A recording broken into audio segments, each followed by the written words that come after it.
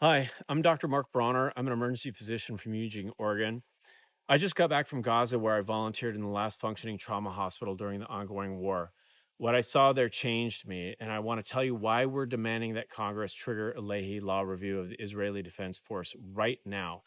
The Leahy law isn't fringe, it's not symbolic, it's actual U.S. law. It says that any foreign military unit that receives American funding and commits gross violations of human rights must be investigated. If credible evidence exists, funding gets cut. That's it. Law and order, accountability, it's bipartisan, it's basic.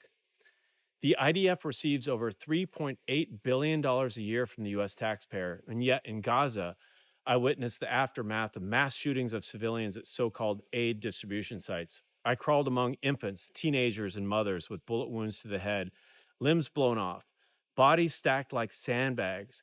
These are not isolated incidents. This is a military policy. Over the past decade, we've sent about $56 billion to the Israeli military. That's over $620 per income tax paying American, paid out of pocket. We are all shareholders in this war, whether we like it or not. June 17th, the worst mass casualty event of the war, over 400 injured in a single day. 90 of them died right in front of me. Most were children. I remember a young girl in a red sweater, her left arm blown completely off, a toddler with missing eyes, boys with single, precise gunshot wounds to the forehead. These weren't accidents, these were executions. If the Leahy Law means anything, if it's not just words on paper, then it has to be applied to this. This isn't about being pro-Palestinian or anti-Israeli. It's about being pro-human. It's about our laws, our values, and how we spend our money. If we don't apply the Leahy Law when the IDF systematically shoots civilians at food lines, then when will we? What would be enough?